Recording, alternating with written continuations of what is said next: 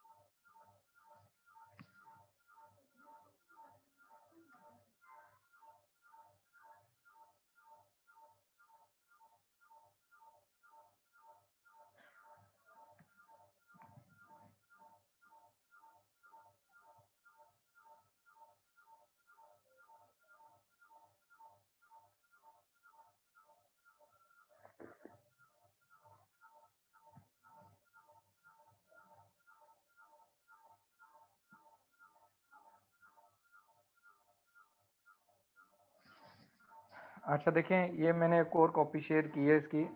ये मेरे ख्याल में क्लियर है। मैंने डाउनलोड कर लिया इसको।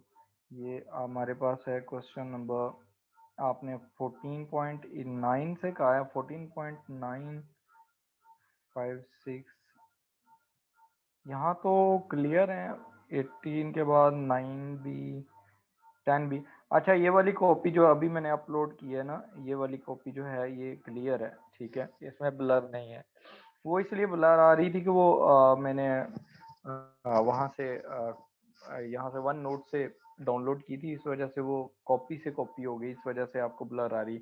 अच्छा, इसमें देखें जो क्वेश्चंस आपने कर लिए हैं उनमें से प्रॉब्लम्स मुझे बताएं कि प्रॉब्लम्स क्या क्या हैं, वो हम डिस्कस करते हैं प्रॉब्लम्स, ठीक है।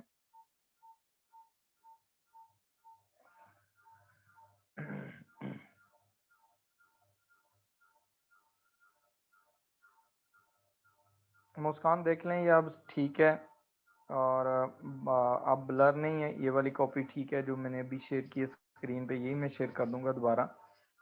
14.8 नेट प्रॉफिट फिगर सही नहीं आ रहा। अच्छा, 14.8 में नेट प्रॉफिट फिगर सही नहीं आ रहा, उसमें एडजस्टमेंट में कोई मसला होगा। कैरिज आउटवर्ड भी है, हाँ जी। 14.8 चलें, वो मैं करवा देता हूँ, कल मेरे ख्याल में किया नहीं था हमने 14.8।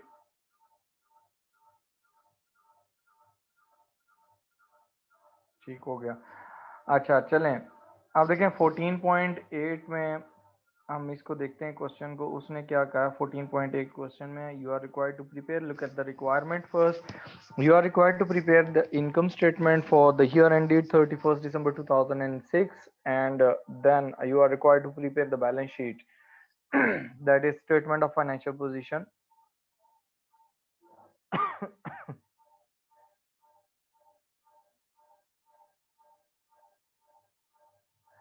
अच्छा, इसमें देखें हमारे पास जो क्वेश्चन है ना, वो हम सॉल्व कर लेते हैं। आप, मैं क्वेश्चन सॉल्व करता हूँ, आप अपने सॉल्यूशन जो है ना उनको जरा कंपेयर कर लें,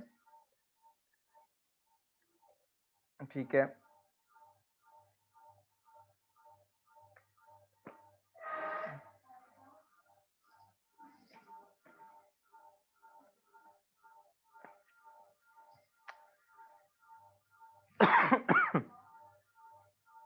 अच्छा देखें, इसमें we are required to prepare income statement and statement of financial position, income statement, and then we are required to prepare statement of financial position. इसको हम करते हैं सॉल्व। उसने कहा Michelle Wood is a trader, the following balances were extracted from his books on 31st December 2006। और उसके बाद उसने कहा है कि आपके पास ना परचेजेस दी हुई हैं, सेल्स दी हुई हैं। अब परचेजेस जो हैं इसके लिए पहले तो आप फॉर्मेट बनाए ना पूरा, कि आपके पास नेट सेल्स कहाँ आएंगी। नेट सेल्स हमारे पास यहाँ इनकम स्टेटमेंट में आ जाएंगी, लेस उसमें से कॉस्ट ऑफ सेल्स आ जाएंगी,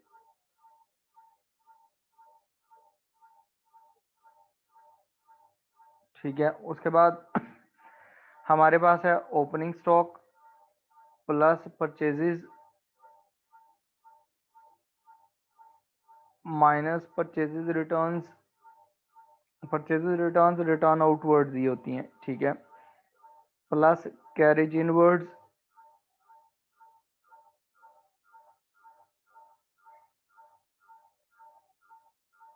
माइनस क्लोजिंग स्टॉक, ठीक है। और फिर आपका ग्रॉस प्रॉफिट आ जाएगा, ऐड उसमें आप करेंगे अदर इनकम्स।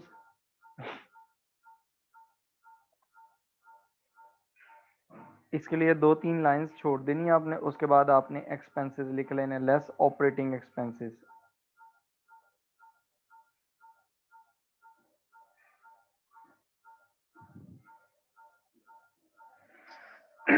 ठीक है, अब यहाँ देखें, इसके बाद आपने statement of financial position draw कर लेनी है कि उसके नॉन करंट एसेट्स पहले लिखने हैं आपने, उसके लिए 3 लाइंस छोड़ के फिर करंट एसेट्स,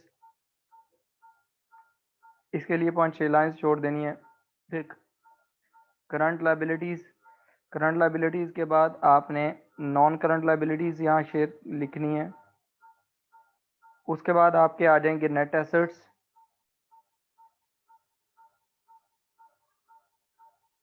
और नेट एसेट्स के बाद आपके आ जाता है कैपिटल। कैपिटल में आपका ओपनिंग कैपिटल कितना होता है वो आएगा, प्लस इसमें आपका नेट प्रॉफिट है तो ऐड हो जाएगा, अगर लॉस होगा तो माइनस हो जाएगा, और माइनस उसमें से ड्राइंग्स, और this would be equal to your closing capital.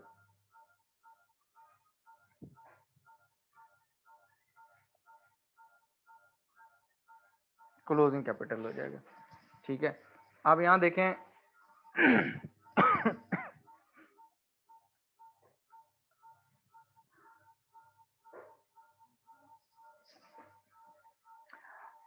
अब ये है, इसमें आप देखें कि उसने कहा है कि आपके पास ना बैलेंसेस दिए हैं, उसने सबसे पहले जो दिया है उसने कहा है कि आपके पास ना परचेजेज हैं और सेल्स हैं। तो परचेजेज जो होती हैं वो हमारे पास ना डेबिट में, डेबिट बैलेंस होता है, डेबिट साइड पे होता है, आपने इसे साथ साथ टिक करते जाना है। परचेजेज हैं आपकी 39,700 की, ठीक है। उसके बाद सेल्स गिवन है 80,800 की, ये आप यहाँ ब्रैकेट में लिखेंगे 80,800 की, ठीक है। ये आपकी सेल्स हैं, इसमें से सेल्स रिटर्न माइनस करनी है। रिटर्न्स दी हुई है डेबिट साइड पे, इसका मतलब है सेल्स क्रेडिट बैलेंस होता है और सेल्स रिटर्न्स डेबिट होते हैं, ठीक है। तो सेल्स रिटर्न्स हैं ये कितने की, 800 की, ये हम इसमें से माइनस कर देंगे। उसके बाद उसने सैलरीज एंड वेजेस दी हुई है, सैलरीज एंड वेजेस को भी टिक कर लें, ये आपका एक्सपेंस है, आप यहाँ पर लिख लें इसको। वेजेस कितने की हैं आपकी, 9800 की एक्सपेंसेस में। उसके बाद नेक्स्ट देखें, नेक्स्ट उसने कहा है कि आपके पास ना रेंट इंश्योरेंस है 4600 की, रेंट एंड इंश्योरेंस, आपका रेंट है एंड इंश्योरेंस है वो है 4600 की, वो आप यहाँ पर लिखेंगे 4600। उसके बाद है जनरल एक्सपेंसेस, जनरल एक्सपेंसेस आप यहाँ लिखेंगे, जनरल एक्सपेंसेस भी एक्सपेंसेस में ही आएंगे 3800 के, वो भी आप रिपोर्ट कर लेंगे। उसके बाद कमीशन, कमीशन देखें क्रेडिट में गिवन है, क्रेडिट में कमीशन का मतलब है कि यह आपकी इनकम है, आपने किसी को कोई सर्विस प्रोवाइड की है, वहां से आपने कमीशन लिया है, ठीक है। तो ये क्या है, आपकी अदर इनकम है। अगर ये डेबिट होता ना बैलेंस कमीशन का, तो ये आपका एक्सपेंस था। तो कमीशन क्रेडिट बैलेंस है, कमीशन क्रेडिट बैलेंस का मतलब है कि आपके पास ना ये इनकम है, अदर इनकम, इसको आप यहाँ पर अदर इनकम में लिख लेंगे 600। उसके बाद देखें आपके पास उसने कहा लॉस ऑन डिस्पोजल, जो लॉस ऑन डिस्पोजल होता है ये भी आपका एक्सपेंस है, लॉस ऑन डिस्पोजल, इसको भी आप एक्सपेंसेस में लिख लेंगे। लॉस ऑन डिस्पोजल कितने का है, 400 का, वो 400 भी आप यहाँ लिख लें उसके बाद उसने कहा fixtures and fitting, fixtures and fitting non current asset है, उसको हम नॉन करंट एसेट्स में जाके लिखें।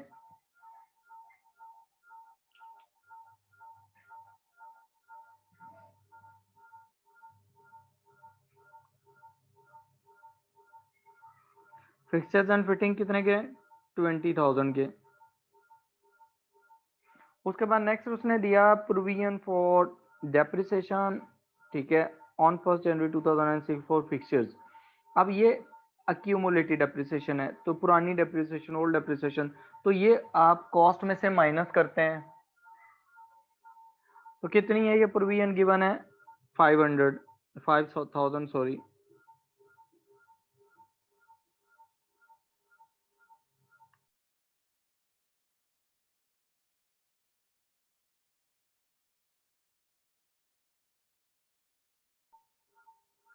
उसके बाद नेक्स्ट देखें, मोटर व्हीकल गिवन है at cost, motor vehicle at cost given है, वो है 15,000 की। तो मोटर व्हीकल्स जो हैं ये भी आपके पास क्या है, एसेट्स हैं, ये भी आप एसेट में लिख लेंगे।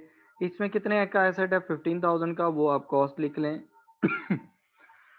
उसके बाद उसने कहा है कि मोटर व्हीकल के कॉस्ट के बाद उसने 15,000 की कॉस्ट है, और उसके बाद उसने कहा provision for depreciation on motor vehicle on 1 जनवरी 2006, ये आपकी प्रोविजन, ये एक्यूमुलेटेड डेप्रिसिएशन है 6000 की। इस साल से पहले तक आप इतनी डेप्रिसिएशन चार्ज कर चुके हैं, उसको माइनस कर देंगे उसमें से, तो आपकी ये नेटबुक वैल्यू निकल आएगी एसेट की एट द स्टार्ट। अब यहाँ देखें, उसके बाद उसने कहा कैपिटल है 1 जनवरी 2006 को, कैपिटल का बैलेंस गिवन है 48,500। तो कैपिटल हम यहाँ पर स्टेटमेंट ऑफ फाइनेंशियल पोजीशन में लिख लेते हैं 48,500। उसके बाद नेक्स्ट जो है वो उसने क्या कहा है कि आपके पास मोटर व्हीकल, सॉरी कैपिटल के बाद उसके बाद उसने कहा है कि आपके पास ड्राइंग्स हैं, ड्राइंग्स डेबिट साइड पे गिवन है कितनी है 22,500, ये इसमें से माइनस हो जाएंगी। उसके बाद आपके पास आता है बैंक बैलेंस। अब देखें बैंक बैलेंस जो दिया हुआ उसने क्रेडिट दिया हुआ है, क्रेडिट बैंक बैलेंस का मतलब होता है कि आपके पास ये ओवरड्राफ्ट है, ये क्या है, ये आपका बैंक ओवरड्राफ्ट है, आपने बैंक से पैसे निकलवा लिए ज़्यादा, जितनी लिमिट थी बिजनेस की उससे ज़्यादा, तो ये लाइबिलिटी होती है। ये लाइबिलिटी कौन सी होती है, करंट लाइबिलिटी, बैंक ओवरड्राफ्ट, इसको आप करंट लाइबिलिटी में लिख देंगे। बैंक ओडी कितने का है 500 का, ये आप यहाँ लिख लें। उसके बाद उसने कहा है कि कैश इन हैंड है, कैश इन हैंड 1600 है, ये आपका करंट एसेट है, कैश 1600 का आपके पास आ गया करंट एसेट्स में इन स्टेटमेंट ऑफ फाइनेंशियल पोजीशन। उसके बाद उसने ट्रेड रिसीवेबल्स एंड पेएबल्स दिए हैं, तो ट्रेड रिसीवेबल्स आपके हैं 14,600 के, आपके पास ट्रेड रिसीवेबल्स गिवन है कितने के हैं 14,600 के, ये डेबिट बैलेंस होता है। और उसके बाद ट्रेड पेबल्स भी साथ ही उसने दे दिए, तो ट्रेड पेबल्स का क्रेडिट बैलेंस होता है, तो ये आपकी करंट लाइबिलिटी होती है ट्रेड पेबल्स। ये कितने हैं ट्रेड पेबल्स 9700 के, ठीक हो गया। उसके बाद देखें उसने कहा प्रोविजन फॉर डाउटफुल डेट्स, आपने इस पे स्टार लगा लेना है, हम इसको एडजस्टमेंट में करेंगे, इधर भी इसकी वैल्यू पे भी स्टार लगा देना ताकि आप बाद में आपको ढूंढनी ना पड़े, जब आपको जरूरत पड़े हम एडजस्टमेंट करेंगे। इन्वेंट्री दी हुई है उसने 1 जनवरी 2006 को, डेबिट बैलेंस दिया हुआ है ओपनिंग स्टॉक है आपके पास, ओपनिंग इन्वेंट्री है कितनी है 18,900, ये आपके पास आ गए सारे। अब आप एडजस्टमेंट्स की तरफ जाएं, एडजस्टमेंट्स में देखें, एडजस्टमेंट्स हम करते हैं, नंबर 1 है एडजस्टमेंट, ये रेड में कर रहा हूँ, इन्वेंट्री एट 31 दिसंबर 2006 क्लोजिंग है 822,600, तो आप क्लोजिंग इन्वेंट्री 22,600 ये आपकी डिडक्ट हो जाएगी इसमें से कॉस्ट ऑफ सेल्स में, और आपके पास ये करंट एसेट में आ जाएगी क्लोजिंग स्टॉक या क्लोजिंग इन्वेंट्री। कितनी अमाउंट है आपके पास वो अमाउंट आ रही है क्लोजिंग इन्वेंट्री 22,600 की, ठीक है। उसके बाद नेक्स्ट देखें, उसने कहा सेकंड एडजस्टमेंट ये इंश्योरेंस 600, इंश्योरेंस एक्सपेंस है, has been paid for a 12 months, आपने इंश्योरेंस 12 मंथ्स की पे की है। अब वो 12 मंथ्स कब एंड हो रहे हैं वो उसने बता दिया, वो 30 अप्रैल 2007 में हो रहे हैं। देखें आप जो अकाउंट्स बना रहे हैं ना वो 31 दिसंबर 2006 को बना रहे हैं, ठीक है। इस डेट से लेकर आपके अकाउंट जो हैं वो बन रहे हैं 31 दिसंबर 2006, यहाँ से लेकर यहाँ तक कितने मंथ्स बनते हैं, जनवरी 2007, Feb 2007, March 2007 and April complete month है, 4 मंथ्स बनते हैं ये आपके, ये 4 मंथ्स की आपने एडवांस पेमेंट की हुई है ठीक है। तो जब आप इसकी पेमेंट निकालेंगे यहाँ पर एडजस्टमेंट करेंगे तो आप यहाँ पर इसमें से निकालेंगे प्री पेमेंट। तो प्री पेड इंश्योरेंस के लिए मैं यहाँ वर्किंग कर रहा हूँ नीचे,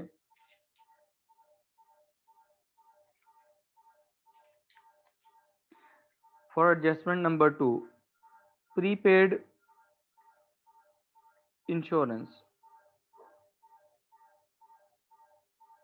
अब देखें जो इंश्योरेंस उसने पे किया ना टोटल, उसने कहा कि इंश्योरेंस जो है ना वो 600 के एक पेमेंट की है, ठीक है ये थी आपकी 12 मंथ्स के लिए, तो आप इसे डिवाइड कर देंगे 12 मंथ्स पे, तो इसका मतलब है कि ये आपके पास आ जाएगी per month insurance, multiply by कितने मंथ एडवांस हैं जो अगले नेक्स्ट ईयर से रिलेट कर रहे हैं, 4 मंथ्स हैं, तो आप इसको 4 मंथ से मल्टीप्लाई कर देंगे। जब आप इसे 4 मंथ से मल्टीप्लाई करेंगे आपकी इंश्योरेंस निकल आएगी प्रीपेड इंश्योरेंस। ठीक है, जो प्रीपेड इंश्योरेंस है वो आपकी कितनी आ रही है, कैलकुलेट करें जरा, मुझे बताएं कितनी आ रही है।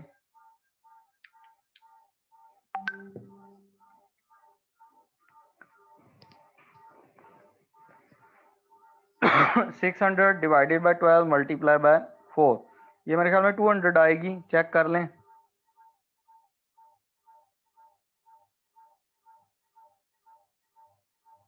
ठीक है, ये 200 आ रही है, तो 200 की आपकी प्रीपेड इंश्योरेंस है। ठीक है, तो प्रीपेड जो इंश्योरेंस है उसके लिए अगर आप देखें, आपने ना अगर इसकी जर्नल एंट्री पास करके आप इसके इफेक्ट्स देखना चाह रहे हैं तो वो मैं आपको बताता हूँ कि जो प्रीपेड इंश्योरेंस होती है वो आपका एसेट होता है, तो डेबिट आप कर देते हैं प्रीपेड इंश्योरेंस,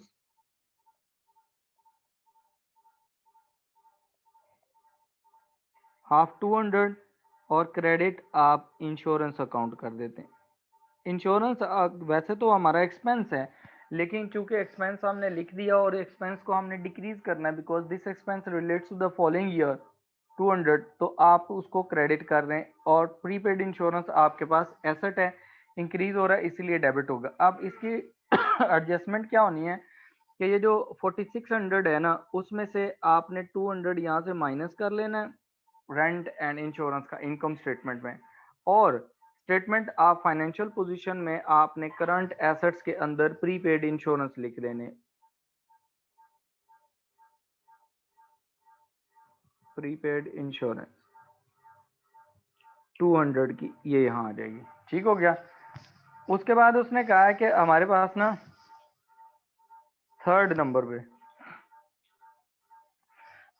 थर्ड एडजस्टमेंट, ठीक है, ये क्लियर है एडजस्टमेंट ये वाली प्रीपेमेंट्स की। ठीक है, अगर वो कहता है ना यहाँ इंश्योरेंस प्रीपेमेंट हुई है फॉर 15 मंथ्स, तो आप जब ये एडजस्टमेंट करते हैं ना यहाँ पर नीचे ये वर्किंग की है, तो आप डिवाइडेड बाय 15 मंथ्स करते हैं इसको। ठीक है, अगर वो कहते हैं इंश्योरेंस प्रीपेड फॉर 8 मंथ्स, तो वो 8 मंथ से आप डिवाइड करेंगे और आगे मंथ्स उसने दिए हैं कंप्लीट कब हो रहा है, तो उतने से आप मल्टीप्लाई कर लेंगे, वो निकाल लेंगे आप। आपने कैलकुलेशन कर लेनी है इसकी।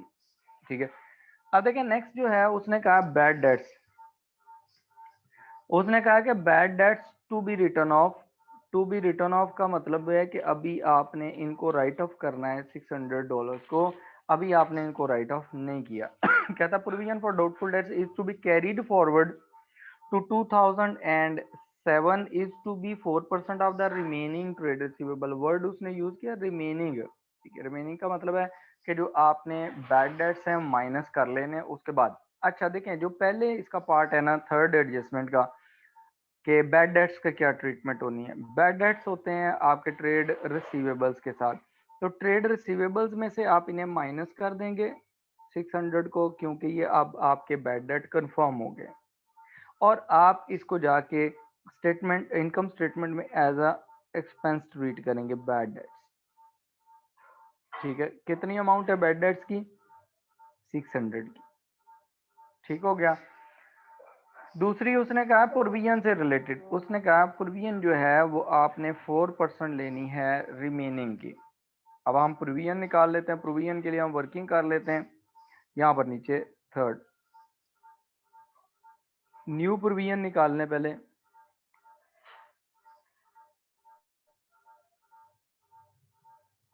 न्यू प्रोविजन कितनी है, न्यू प्रोविजन आप कैसे निकालेंगे कि आपके जो ट्रेड रिसीवेबल्स हैं वो ऊपर गिवन है, उनमें से बैड डेट्स आपने रिमेनिंग निकाल लेने हैं। ठीक है, बैड डेट्स निकाल देने हैं। 14,600 के आपके ट्रेड रिसीवेबल्स हैं, ये आपके ट्रेड रिसीवेबल्स हैं, इसमें से आपने क्या करना है माइनस कर देनी है जो आपको उसने बैड डेट्स बताए हैं एडजस्टमेंट में। अगर बैड डेट्स एडजस्टमेंट में ना हो और सिर्फ ट्रायल बैलेंस में हो, वो माइनस नहीं होंगे, ये 600 माइनस कर देंगे, जो रिमेनिंग बच गए अब वो रिमेनिंग है बैड डेट्स माइनस करने के बाद, उन पे आपने 4% रेट अप्लाई करना है। कितने परसेंट? 4%। तो आप 4% निकालें, कैलकुलेट करें इसका कितना आता है। 14,000 का 4%, क्योंकि 14,600 माइनस 600 रिमेनिंग विल बी 14,000। 14,000 का आप 6% कैलकुलेट करें कितना आता है। ये आपके पास प्रोविजन आएगी आपकी 840 की, ठीक है। ये न्यू प्रोविजन आ गई है, ठीक है। अब ये न्यू प्रोविजन आ गई, अब इसको भी क्या करना है, जब न्यू प्रोविजन आप कैलकुलेट करते हैं, ये सीधा ऊपर जाके आपने स्टेटमेंट ऑफ फाइनेंशियल पोजीशन में से माइनस कर लेनी है 840 फ्रॉम ट्रेड रिसीवेबल्स, ठीक है। ट्रेड रिसीवेबल्स में से आप क्या करेंगे, उसको डिडक्ट कर देंगे। ये ट्रीटमेंट पहली है। फिर आप कंपेयर करेंगे इसको किसके साथ, ओल्ड प्रोविजन के साथ। ओल्ड प्रोविजन देखते हैं कितनी है। ओल्ड प्रोविजन को हम स्टार लगा के आए थे जब हमने इनकम स्टेटमेंट बनाई थी, तो ओल्ड प्रोविजन हमारे पास आ रही थी, उसमें स्टार लगाया हुआ था हमने, ये वाला वो है अमाउंट 500 की, ठीक है। तो 500 ओल्ड प्रोविजन थी, न्यू आपकी आ गई 840। इसका मतलब है 340 का क्या आ गया, इंक्रीज आ गया। तो इंक्रीज इन प्रोविजन जो होता है वो क्या होता है, वो आपका एक्सपेंस होता है और इनकम स्टेटमेंट में ट्रीट होता है। तो इनकम स्टेटमेंट ये हम बना रहे हैं, तो इसमें जो प्रोविजन है, प्रोविजन फॉर डाउटफुल डेट्स,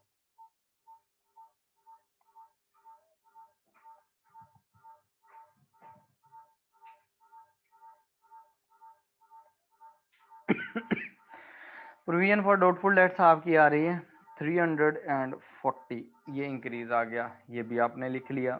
ये एडजस्टमेंट है थर्ड। उसके बाद आते हैं डेप्रिसिएशन वाले। कहता है fixtures are to be depreciated at the rate of 10% per annum on cost. On cost का मतलब होता है कि आपने एसेट को पे स्ट्रेट लाइन मेथड यूज करना है, ठीक है। कौन सा मेथड यूज करना है, स्ट्रेट लाइन।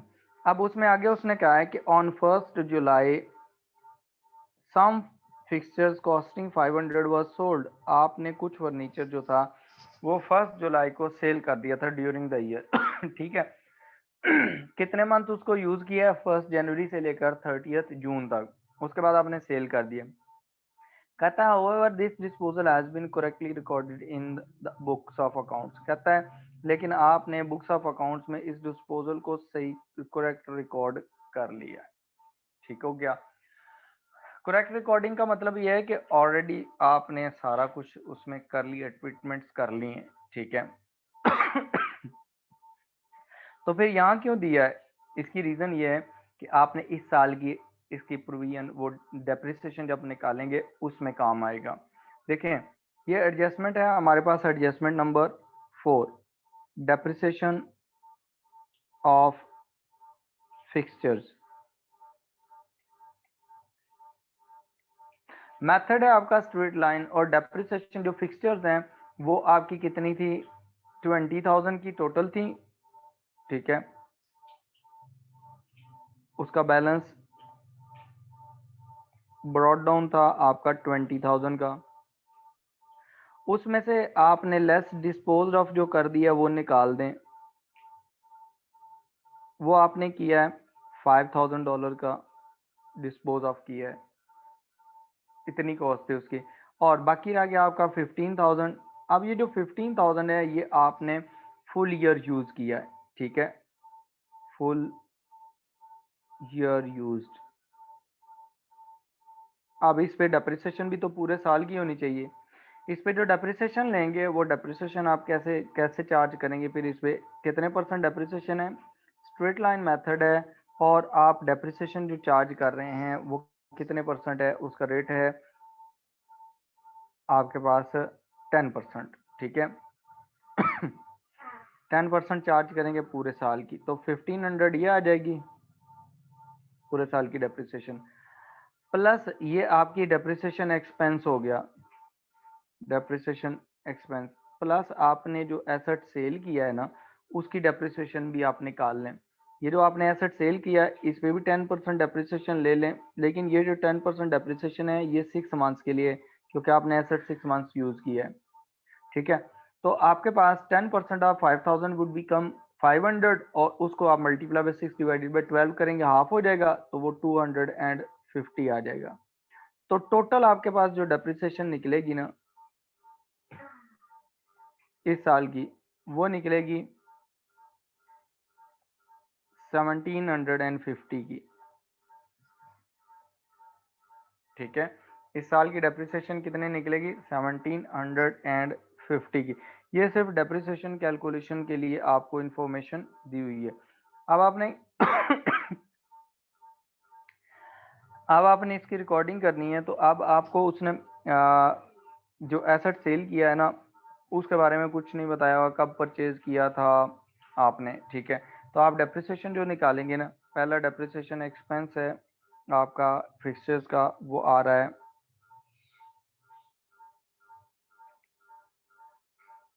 1750। ये फिक्सचर्स में से माइनस कर दें। ठीक हो गया। और आप एक्सपेंसेस में जाके डेप्रिसिएशन जो एक्सपेंस है वो लिखेंगे, वो आपका एक्सपेंस आएगा 1750। ठीक है, उसके बाद उसने सेकंड, उसके बाद नेक्स्ट का है फिफ्थ वाली एडजस्टमेंट में, उसने कहा motor vehicles to be depreciated at the rate 20% using written down value. Written down value का मतलब होता है रिड्यूसिंग बैलेंस मेथड आप यूज कर रहे हैं। ठीक है, कौन सा मेथड यूज कर रहे हैं? Reducing balance method. इसमें जब डेप्रिसिएशन चार्ज करेंगे तो वो डेप्रिसिएशन कैसे चार्ज होगी? नंबर 5 में डेप्रिसिएशन ऑफ व्हीकल्स, उसके लिए होता है formula cost less accumulated depreciation multiply by depreciation rate. ठीक हो गया। आप देखें कॉस्ट आपने स्टेटमेंट ऑफ फाइनेंशियल पोजीशन में लिखी हुई है, मोटर व्हीकल की cost 15,000 minus provision for depreciation या एक्यूमुलेटेड डेप्रिसिएशन 6,000 दी हुई है। तो आप यहाँ पर क्या करेंगे? 15,000 is the cost minus 6,000, remaining बच गया 9,000। 9,000 पे उसने जो डेप्रिसिएशन का रेट दिया हुआ है वो आपके पास है कितना? 20%। तो 20% आप इसका कंसीडर कर लें।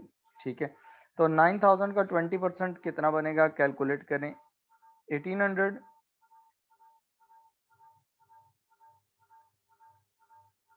ठीक है, 1800 की आपकी डेप्रिसिएशन होगी। अब इस डेप्रिसिएशन कहाँ कहाँ जाएगी? एक तो जो वैल्यू है यहाँ पर मोटर व्हीकल की स्टेटमेंट ऑफ फाइनेंशियल पोजीशन में, उसमें से माइनस हो जाएगी, और दूसरे नंबर पर जो आपके एक्सपेंसेस हैं उसमें जाके ऐड हो जाएगी 1800 डेप्रिसिएशन एक्सपेंस। ठीक हो गया। उसके बाद नेक्स्ट देखें, जो एडजस्टमेंट है उसने कहा है कि bank statement was received on 31st December. It included an entry of 90 for the bank charges. The item has not yet been entered in the Woods books. अब यहाँ देखें, उसने कहा आप जैसे बैंक होता है ना, at the end of the month आप उससे बैंक स्टेटमेंट मंगवा लेते हैं, फिर आप उस बैंक स्टेटमेंट को कंपेयर करते हैं अपने जो आपके पास कैश बुक पड़ी होती है। तो बैंक ने क्या किया, कुछ बैंक चार्जेस डिडक्ट किए आपके अकाउंट से, आपने अभी तक उनको रिकॉर्ड नहीं किया हुआ। अब देखें, आपके जो बैंक चार्जेस आपके बैंक डाल रहे हैं, तो उसका बैंक बैलेंस आपका कम हो जाना चाहिए। एक तो आपके एक्सपेंसेस में आ जाएंगे, ठीक है, और दूसरे नंबर पर वहां पर आपके बैंक चार्जेस आ गए। बैंक चार्जेस आपके क्या है? एक्सपेंसेस हैं। कितने के एक्सपेंसेस हैं? $90 के। तो $90 आप एक तो इनकम स्टेटमेंट में एक्सपेंसेस में लिख देंगे, और प्लस आप यहाँ पर अगर देखें ना जाके, करंट एसेट में बैंक बैलेंस है ही नहीं, कैश पड़ी हुई है, बैंक में पहले ही ओवरड्राफ्ट है, आपका बैंक पहले ही ओवरड्राफ्ट है, बैंक चार्जेस आपके अकाउंट से डिडक्ट करता है, तो बैंक क्या करेगा? अल्टीमेटली आपका जो ओवरड्राफ्ट है उसको इंक्रीज कर देगा। तो 500 प्लस 90 ये हो जाएगा। अच्छा, ये सारी थी एडजस्टमेंट्स जो आपने करनी है। इसको करें या इसको नेट करें, अभी देखें आपकी क्या गलती आ रही थी।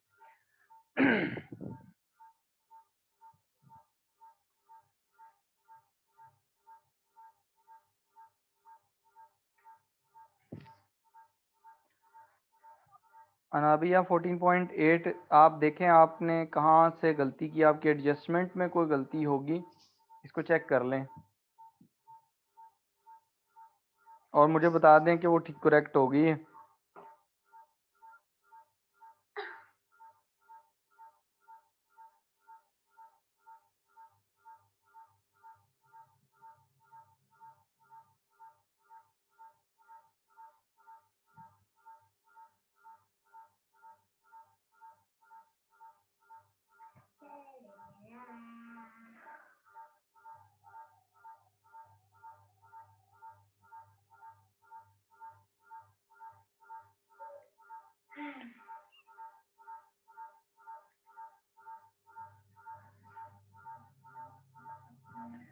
अच्छा सिद्रा, आपने लिखा है कि 14.8 में कैरिज आउटवर्ड है, लेकिन मुझे तो कोई नज़र नहीं आया। मैंने तो अभी ये क्वेश्चन सॉल्व किया, कैरिज आउटवर्ड किस जगह पे है।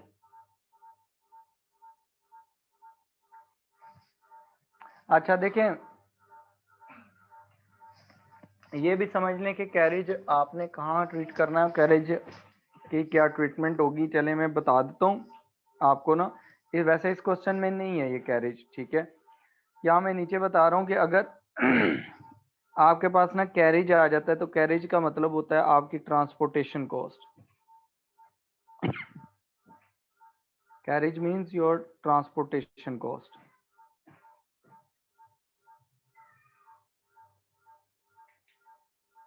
लेकिन ये ट्रांसपोर्टेशन कॉस्ट है आपके मटेरियल से रिलेटेड, गुड्स से रिलेटेड, ठीक है। कैरिज दो तरह की ट्रांसपोर्टेशन होती है, एक कैरिज इनवर्ड होती है,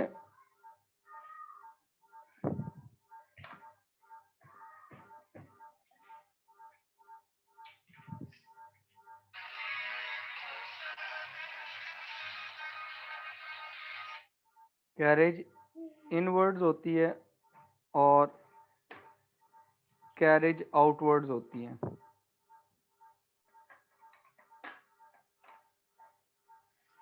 जो कैरिज इनवर्ड होती है ना, ये आपकी ट्रांसपोर्टेशन कॉस्ट होती है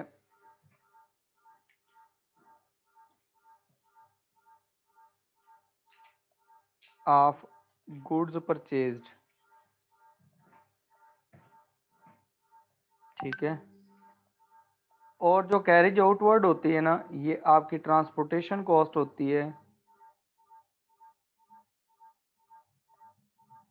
कॉस्ट ऑफ गुड्स सोल्ड। जो आपने चीज़ें सेल की हैं उनकी कॉस्ट होती है, उस पे लगती है उसकी ट्रांसपोर्ट। मतलब आपने कस्टमर को चीज़ें सेल की, आपने कस्टमर को कहा कि ये हम आपको आपके घर पहुंचा देंगे, ठीक है। कस्टमर से उसके कोई चार्जेस नहीं लेते, ठीक है। तो वो आपकी है तो ट्रांसपोर्टेशन कॉस्ट ही, लेकिन है किसके लिए, कैरिज आउटवर्ड या गुड्स सेल करने के लिए। तो आपके पास ये जो कैरिज इनवर्ड्स होती है ना, इस ये ऐड होती है, एडेड टू परचेजेस होती हैं in cost of sales. And जो दूसरी होती है आपके पास कैरिज आउटवर्ड, वो आपके पास होती है, ये एक्सपेंस होता, सेलिंग एक्सपेंस होता है। ये क्या आपका सेलिंग एक्सपेंस। तो जो सेलिंग एक्सपेंसेस होते हैं वो कहाँ ट्रीट होते हैं, आपके treated as expense, as operating expense in income statement, ठीक है। क्लियर है यहाँ तक। अच्छा ये आई होप सो कि अब ये क्लियर हो गया होगा, जहाँ जिस भी क्वेश्चन में आपका ये पॉइंट है कि कैरिज आउटवर्ड को आप सेलिंग एक्सपेंस के तौर पर लिखेंगे। अच्छा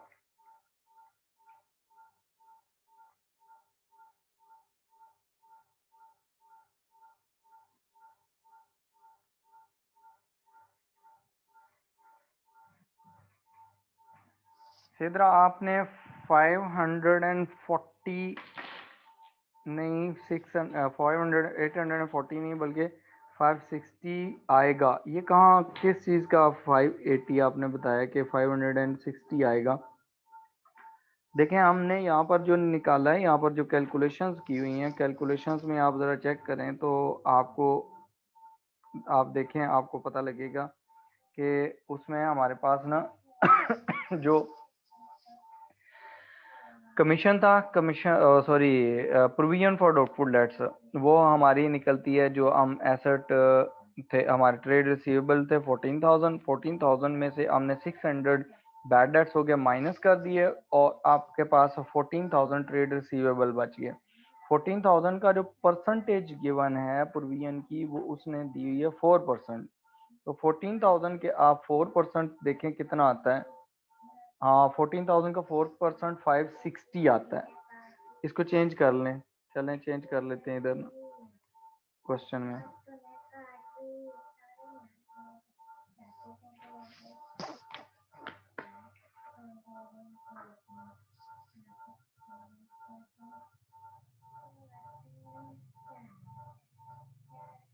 सॉरी, यहाँ पर ना मैंने कैलकुलेशन, हाँ ये, इसको चेंज कर लें यहाँ पर ना, ये 560 आएगा। ठीक हो गया, न्यू प्रोविजन 560 है, और यही न्यू प्रोविजन यहाँ पर ना आपकी यहाँ पर भी 560 माइनस हो जाएगी। और इंक्रीज इन प्रोविजन जो है वो कितना आ गया, फिर इंक्रीज इन प्रोविजन भी हमारा चेंज हो गया। इंक्रीज इन प्रोविजन हमारे पास ना 60 का आया, और यही 60 का इंक्रीज इन प्रोविजन हमारे पास यहाँ पर एक्सपेंसेस में हमने ट्रीट किया हुआ है, प्रोविजन फॉर डाउटफुल डेट्स, वो हमारे पास 60 का आ जाएगा। ठीक हो गया, चलें, थैंक यू, आपने करेक्शन करवा दी। और बाकी देख लें और कोई प्रॉब्लम है आप लोगों को, जिसको भी इस क्वेश्चन में आप चेक करें इसको।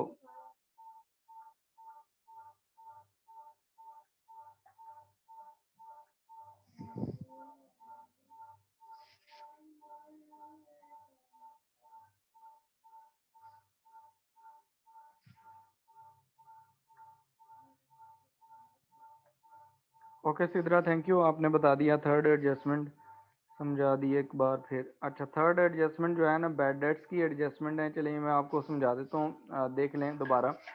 देखें, बैड डेट्स अगर आपको गिवन होते हैं ना एडजस्टमेंट में, तो उसका मतलब ये होता है कि आपने अभी जब ट्रायल बैलेंस प्रिपेयर किया उस टाइम आपने एडजस्टमेंट नहीं की।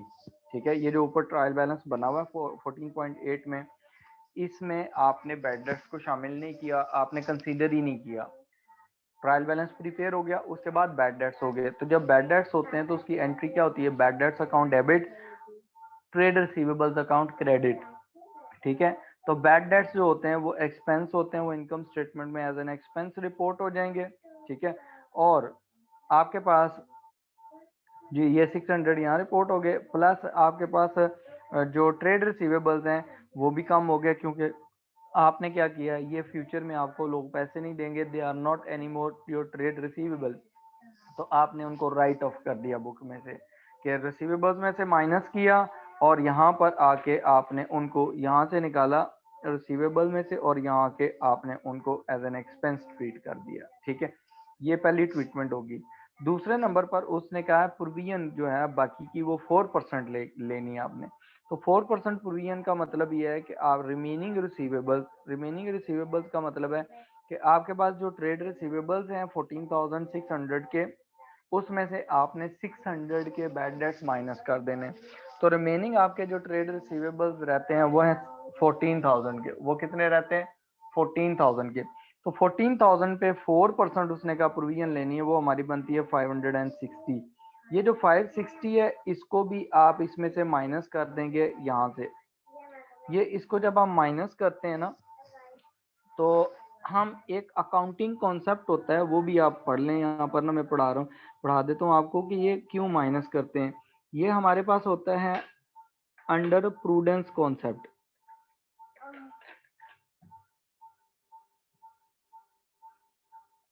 प्रूडेंस कॉन्सेप्ट, प्रूडेंस कॉन्सेप्ट का मतलब ये है कि आप क्या करें, कोई फ्यूचर लॉसेस हैं ना आपके, उनको एंटीसिपेट करें और उनको अकाउंट फॉर करें। ठीक है, क्या करें, एंटीसिपेट फ्यूचर expected losses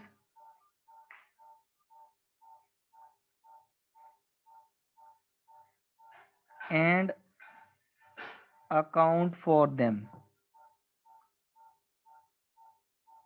तो आपके देखें, आपके ट्रेड रिसीवेबल्स हैं 14,000 के बाकी, उसमें से 4% आपने एक आपका हिस्टोरिक कोई डाटा था पड़ा हुआ, आप उसके मुताबिक 4% लोग पेमेंट नहीं करते नॉर्मली, ये हैबिट है लोगों की। तो आपने वो 4% अप्लाई किया, तो 4% जब आपने अप्लाई किया तो वो आपका बना 560।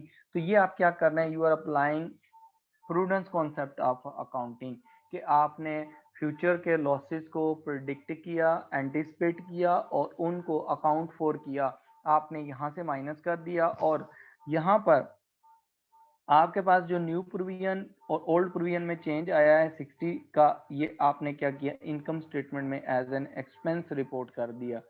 ठीक है, चलें, क्लियर है यहाँ तक?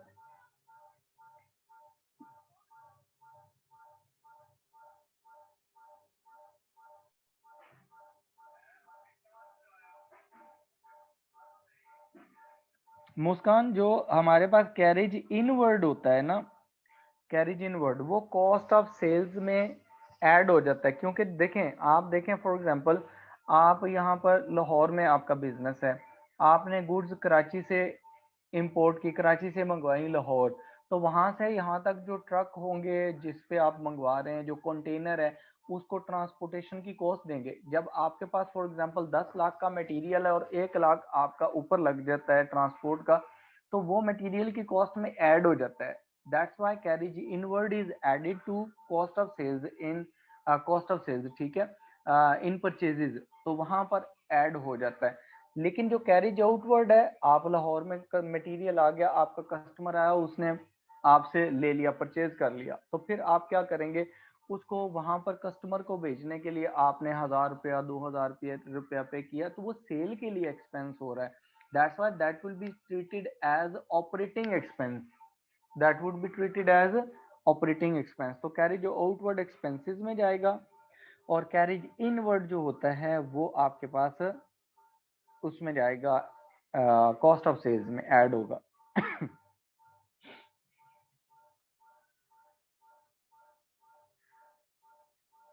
ठीक हो गया, ओके अनाबिया। वो जब डिस्पोजल आपको उसने बता दिया ना कि हमने डिस्पोज किया है, तो आप जो एसेट डिस्पोज ऑफ हुआ है उसकी डेप्रिसिएशन भी चार्ज करेंगे जितने टाइम के लिए आपने रखा है। अगर वो आपको कहता है ना फुल ईयर आपने पॉलिसी है डेप्रिसिएशन की, तो फिर आपने इसको चार्ज नहीं करना था 5,000 पे, फिर 15,000 पे जस्ट डेप्रिसिएशन निकलनी थी। जो एसेट आपके पास साल के एंड पे नहीं है, उस पर डेप्रिसिएशन नहीं होती। लेकिन अगर उसने पॉलिसी नहीं बताई और उसने ये डेट बता दी है कि हमने एसेट कब सेल कर दिया ड्यूरिंग द ईयर और कब या कब परचेज किया है, तो आपने जो सेल परचेज किया होता है सिर्फ उतने मंथ की उस पर डेप्रिसिएशन चार्ज करते हैं जितने मंथ आपने उसे यूज किया है।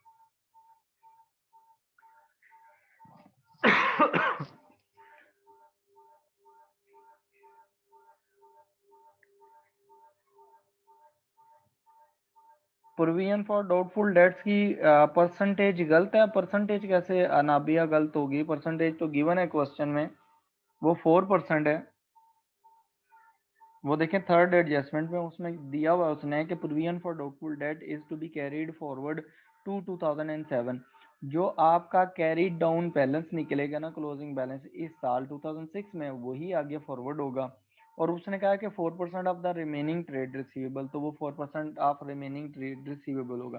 आपने परसेंटेज जो क्वेश्चन में गिवन है वही यूज करनी है, अपनी तरफ से कोई परसेंटेज आपने नहीं बनानी, उस क्वेश्चन को करेक्ट करने की ट्राई नहीं करनी आपने। पेपर में भी ये याद रखना है कि क्वेश्चन को करेक्ट करने की कोशिश नहीं करनी है आपने।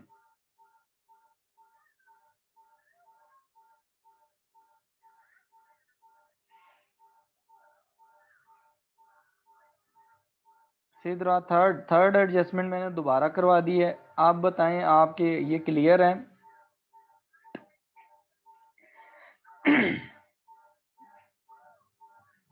और जो लास्ट एडजस्टमेंट है क्वेश्चन, इसमें क्वेश्चन में जो सिक्स्थ एडजस्टमेंट है वो देखें, पढ़ें उसे एक दफा। उसने कहा आपने बैंक स्टेटमेंट रिसीव की है, bank statement received. Bank statement receive होने का मतलब है कि बैंक आपको at the end of the year, at the end of the month के 31 दिसंबर को बिजनेस को उसने ना एक बैंक स्टेटमेंट भेजी। नॉर्मली ये होता है कि बिजनेस वाले ना बैंक को कहते हैं कि हमारी जो बैंक स्टेटमेंट भेज दें, जिससे उनको पता चल जाता है कि ट्रांजैक्शंस कितनी हुई हैं बिजनेस की, बैंक में कितने डिपॉजिट हुए हैं, कितने विड्रॉ हुए हैं ड्यूरिंग द ईयर। ठीक है, उसमें उसने ये बताया है कि आपने included an entry of $90 bank charges. तो बैंक चार्जेस जो होते हैं ना, बेसिकली ये एक्सपेंस होता है। तो आप इसे क्या कर देंगे, डेबिट कर देंगे। बैंक चार्जेस क्या होने चाहिए, डेबिट होने चाहिए। ये आपका एक्सपेंस है। और उसने कहा has not yet been entered in the Wood's books. अब होता यह है कि वो बैंक में से डिडक्ट हो जाते हैं, बैंक अकाउंट क्रेडिट होना चाहिए, लेकिन बैंक पहले ही ओवरड्राफ्ट है, तो बैंक ओवरड्राफ्ट आपका और बढ़ जाएगा, लायबिलिटी और इंक्रीज हो जाएगी। एक तरफ वो एक्सपेंसेस में ट्रीट होंगे बैंक चार्जेस यहाँ जो ट्रीट किए, और दूसरे नंबर पर वो यहाँ पर करंट लायबिलिटीज में बैंक ओवरड्राफ्ट में 90 ऐड हो जाएंगी। अगर आपके पास बैंक बैलेंस होता, मतलब डेबिट बैलेंस होता, आपके बैंक में पैसे होते, तो ये जो $90 हैं, ये बैंक, क्योंकि फिर बैंक बैलेंस आपका आ रहा होता है यहाँ पर जो ये वाला है अपना करंट एसेट्स, तो करंट एसेट्स में वो फिर $90 माइनस हो जाते हैं, फिर आपका एसेट कम हो जाता है, बैंक बैलेंस कम हो जाता है। लेकिन पहले ही अगर लाइबिलिटी है तो वो और इंक्रीज हो जाएगी। ओके, ये क्लियर है। जो लास्ट सिक्स्थ वाली करवाई है। अभी नेक्स्ट क्वेश्चन देखें, उसमें देखें कोई प्रॉब्लम है आपके पास 14.9 में, वो बताएं मुझे। 14.9 ये कर लिया आप लोगों ने? इसमें देखें कोई आपको प्रॉब्लम आ रही है किसी फिगर में? जो 14.9 है ना, इसमें दिए हुए हैं कैरिज इनवर्ड्स और कैरिज आउटवर्ड्स, दोनों दिए हुए हैं ये वाले। देखें, जो कैरिज इनवर्ड है ये तो आप ऐड करेंगे to purchases in cost of sales.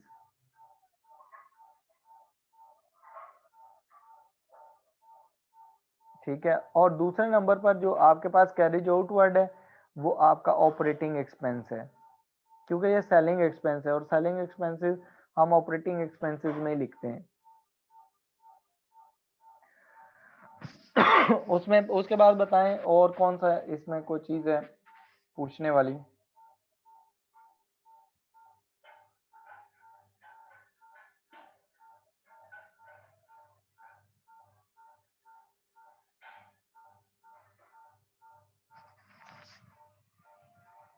Question number 9 किस किस ने किया है? 14.9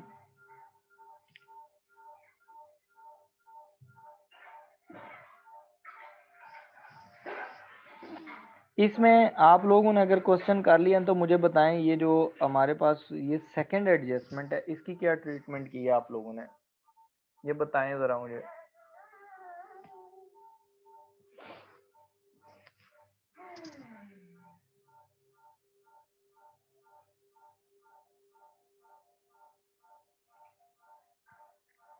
हाँ जी बताएं, ये जो सेकंड एडजस्टमेंट है, during the year Bill Lee had withdrawn को goods costing 1000 for his personal use. उसने क्या किया है, गुड्स 1000 की उसने अपने पर्सनल यूज के लिए निकाली हैं। This had not yet been recorded, और आपने अभी तक इसको रिकॉर्ड नहीं किया हुआ। इसकी क्या ट्रीटमेंट होगी, क्या एडजस्टमेंट करेंगे, बताएं। आप लोगों ने क्वेश्चन कर लिया है 14.9।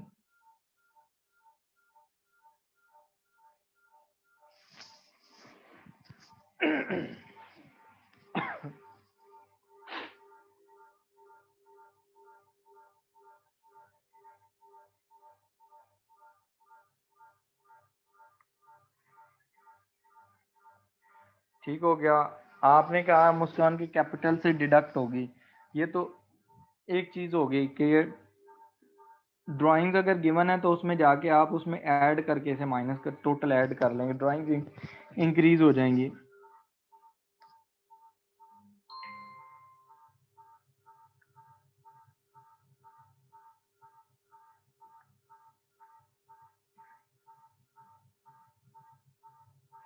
ड्राइंग्स अकाउंट में अब्बास रजा के ड्राइंग्स अकाउंट में डेबिट होगा और परचेज क्रेडिट होगी। Okay, very good. एडजस्टमेंट क्या करेंगे यहाँ पर ना, मुझे बताएं किस चीज में से क्या चीज माइनस करेंगे और कहाँ ऐड करेंगे। ओके मुस्कान ड्राइंग्स में ऐड हो जाएगी और नाइला रज़ा ड्राइंग्स में रिकॉर्ड करेंगे। ओके ये तो एक ट्रीटमेंट हुई ना।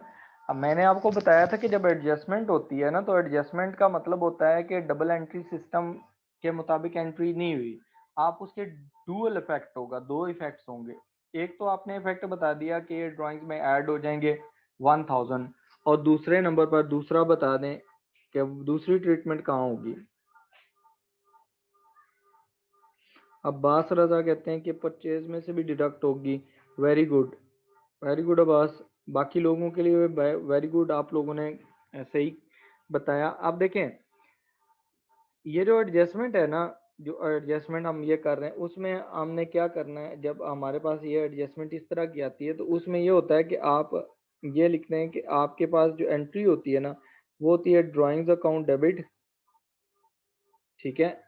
और गुड्स परचेजेस अकाउंट क्रेडिट, ठीक है। तो परचेजेस में से डिडक्ट हो जाएगी और ड्राइंग्स में जाके ऐड हो जाएगी। Okay very good.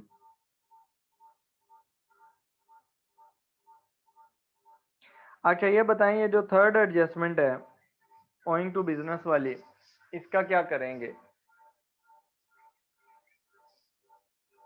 तो उसने कहा rent receivable is your income, ठीक है।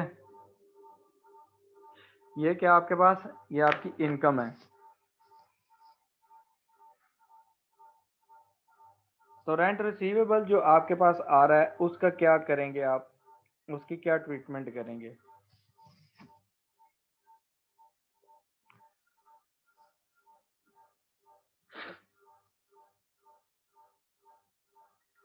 ये थर्ड वाला, इसकी ट्रीटमेंट बताएं। Rent receivable your income was owing to the business at 30th September 2005। बताएं जी इसकी एडजस्टमेंट क्या करेंगे आप।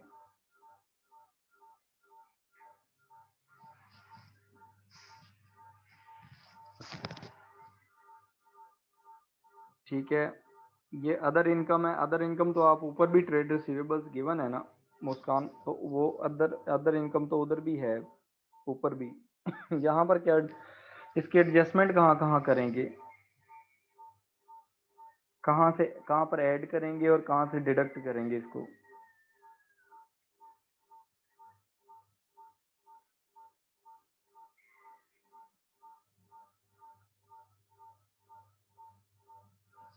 हाँ जी अब्बास आप बताएं।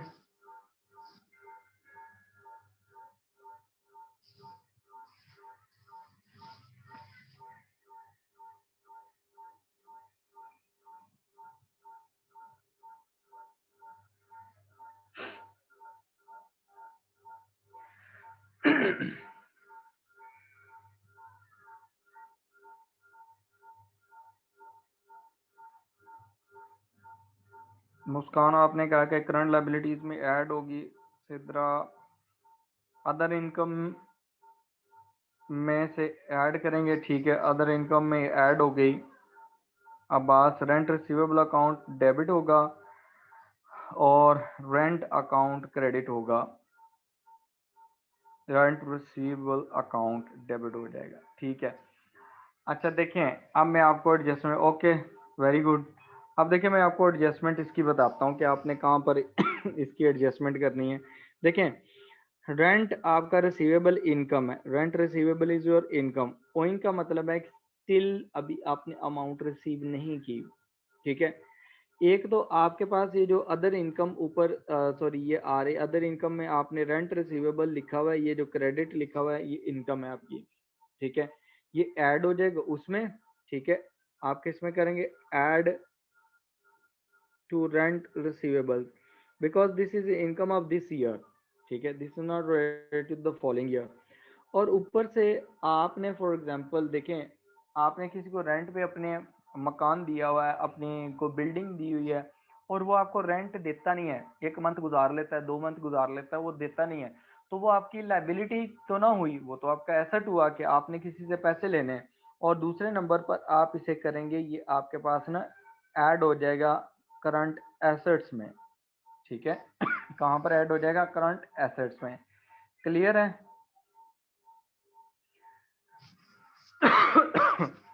अच्छा, उसके बाद यहाँ तक क्लियर है? देखें, अदर इनकम में ये ऐड हो जाएगी, जो आपके रेंट रिसीवेबल है और करंट एसेट के तौर पर ट्रीट होगी। करंट लाइबिलिटी नहीं होगी मुस्कान, ये करंट एसेट होगा।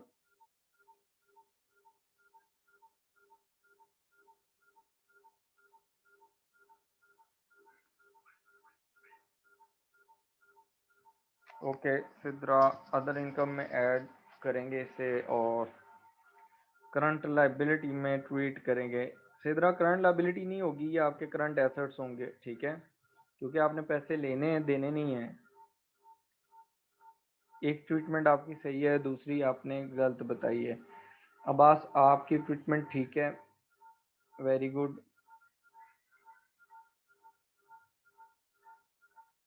हाँ अनाबिया, आपकी एक ट्रीटमेंट तो ठीक है, आपने कहा है कि अदर इनकम में ऐड हो जाएगी, लेकिन करंट एसेट्स में से डिडक्ट करेंगे। नहीं, करंट एसेट्स में से डिडक्ट नहीं करते इसको ना, ठीक है, ये एसेट है आपका, ये करंट एसेट्स में जाके ऐड हो जाएंगी ये, ठीक है। एंट्री इसकी जो पास होगी वो ये होगा कि आपका रेंट रिसीवेबल इनकम है, ठीक है, वो क्रेडिट हो जाएगा और आपका जो अक्रूड रेंट है वो डेबिट हो जाएगा, ठीक है। अक्रूड रेंट अकाउंट डेबिट, और आपके पास जो क्रेडिट में होगा वो रेंटल इनकम क्रेडिट हो जाएगी, रेंट रिसीवेबल क्रेडिट हो जाएगा। अच्छा, आगे देखें, जो नेक्स्ट एडजस्टमेंट है इसको ज़रा रीड करें और बताएं इसकी क्या ट्रीटमेंट होगी। एडजस्टमेंट नंबर 4 की।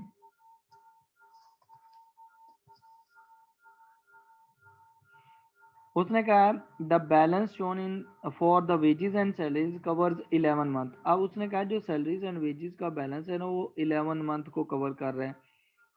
आगे उसने लिखा टू 31 अगस्त 2005, ठीक हो गया, 31 अगस्त 2005 तक उसे कवर कर रहे हैं। तो आप जो अकाउंट्स बना रहे हैं वो किस डेट के बना रहे हैं? वो आप 30 सितंबर 2005 तक बना रहे हैं, और जो आपने पेमेंट है 11 मंथ्स वो 31 अगस्त 2005 तक कंप्लीट हो जाते हैं। इसका मतलब है सितंबर की वेजेस का कुछ होगा, वो भी पे नहीं हुए होंगे या कुछ होगा। उसने कहा wages and salaries for September are due and unpaid, ठीक है, सितंबर की वेजेस अभी क्या है? ड्यू एंड अनपेड है। The there have been no salary increase over the previous 12 months, ठीक है, and an equal amount is paid each month. कहता है पिछले 12 महीने से ना कोई इंक्रीमेंट नहीं लगा, इंक्रीमेंट नहीं लगा तो इसका मतलब है कि सैलरी क्या होगी? इक्वल होगी। तो सैलरीज एंड वेजेस का जो बैलेंस हमारे पास शो हो रहा है ना वो हो रहा है 38,500। कितना शो हो रहा है? 38,500। अब ये 11 मंथ्स का है, तो आप अगर इसको डिवाइड करते हैं ना 38,500 डिवाइडेड बाय 11 मंथ्स, तो आपके पास per month salaries and wages आ जाएंगी, ठीक है। कितना है? 38,500। 38,500 डिवाइडेड बाय, आप इसे क्या करेंगे? 11। आपके पास ये कितना आ गया? 3500। ये पर मंथ आपका है, आपका जो वेजेस हैं, सैलरीज एंड वेजेस हैं। इसका मतलब है कि 3500 जो है ना ये आपके लिए सितंबर के लिए ड्यू है, ड्यू फॉर सितंबर। अब आप मुझे बताएं कि इसके लिए क्या एंट्री करेंगे, आप ट्रीटमेंट क्या करेंगे इसके 3500 का? एडजस्टमेंट बताएं इसकी। आपकी सैलरीज एंड वेजेस क्या है? वो ड्यू हैं।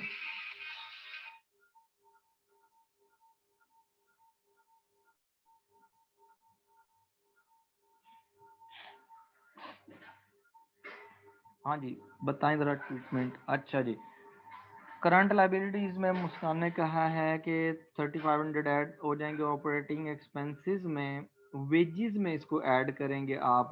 ठीक हो गया, वेरी गुड। अब बात सैलरी अकाउंट डेबिट हो जाएगा और और अक्रूड सैलरी जो है वो क्रेडिट हो जाएंगे। ओके, वेरी गुड के सैलरीज में ऐड हो जाएगा, ठीक है। और एक्सपेंस उधर जाके लायबिलिटी में ट्रीट हो जाएगा स्टेटमेंट ऑफ फाइनेंशियल पोजीशन में। Very good. बस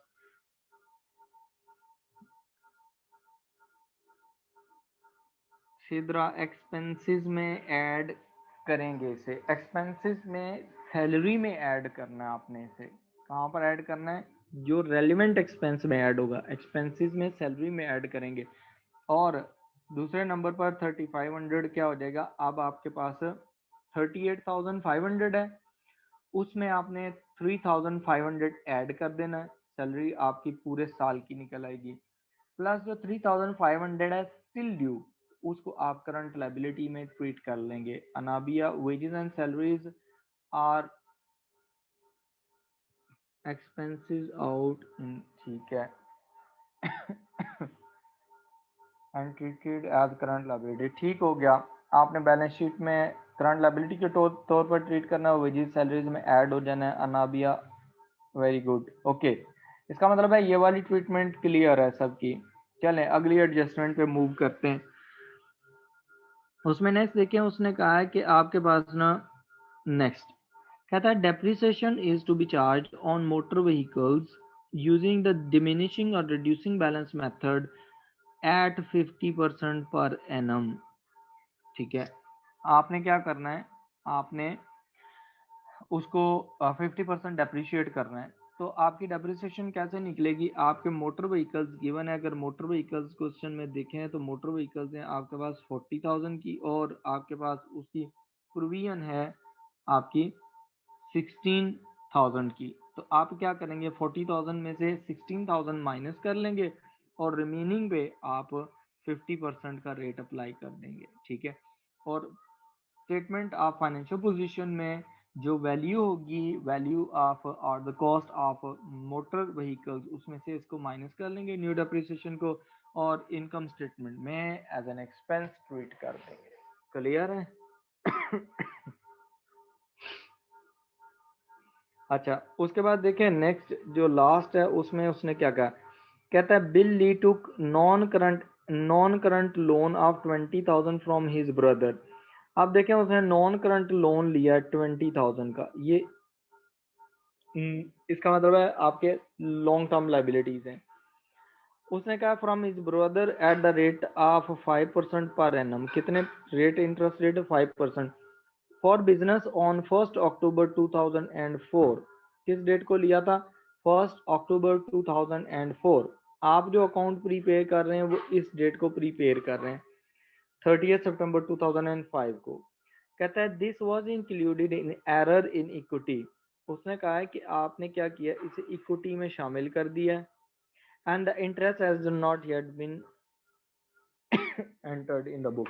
अच्छा देखें, आपके पास लोन लिया आपने, नॉन करंट लायबिलिटीज में शो करना था, आपने जाके कैपिटल में ऐड कर दिया उसे। तो आप पहले तो ये जो एरर है ना, इसको करेक्ट करेंगे। आप डिडक्ट करेंगे इसे, डिडक्ट फ्रॉम कैपिटल। कैपिटल में से इसे डिडक्ट करें and add to non current liabilities. Non current liabilities में जाके उसे क्या कर दें? ऐड कर दें। ठीक हो गया? ये आपकी एडजस्टमेंट हो जाएगी। जब आपकी ये एडजस्टमेंट हो जाएगी तो उसके बाद नेक्स्ट जो है वो उस पर इंटरेस्ट जो है वो आपका अभी ड्यू है।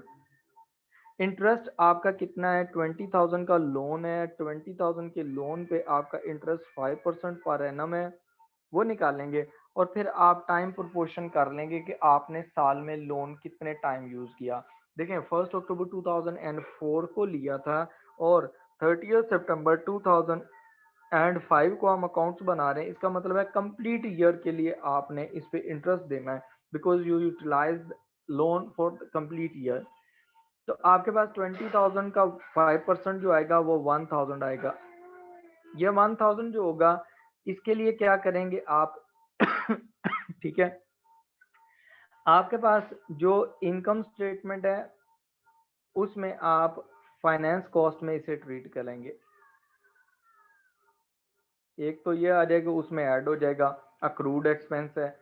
और दूसरे नंबर पर आपके पास करंट लाइबिलिटीज में ट्रीट होगा इन स्टेटमेंट ऑफ फाइनेंशियल पोजीशन में। ठीक है, इज दैट क्लियर? हाँ जी, यहाँ तक क्लियर है?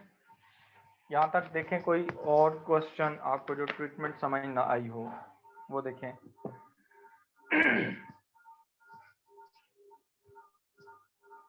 ठीक है, इंटरेस्ट भी आपका ड्यू है और आपके पास उसने कहा है कि आपका जो लोन है वो आपने एज अ कैपिटल ट्रीट कर लिया, तो आप उसको भी करेक्ट कर लेंगे।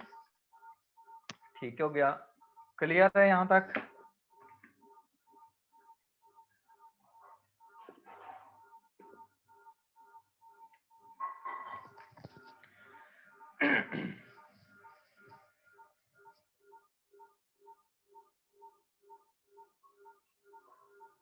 Okay, very good. अब देखें आगे, नेक्स्ट चलें। हमारे पास ना जो हमारे पास क्वेश्चन नंबर 10 है, 14.10। इसमें देखें 14.10 में उसने कहा है कि आपके पास ना, इसमें देखें कोई चीज़ पूछने वाली हो, इसमें नॉर्मली वही है, पहले ट्रेड रिसीवेबल्स और पेएबल्स गिवन है।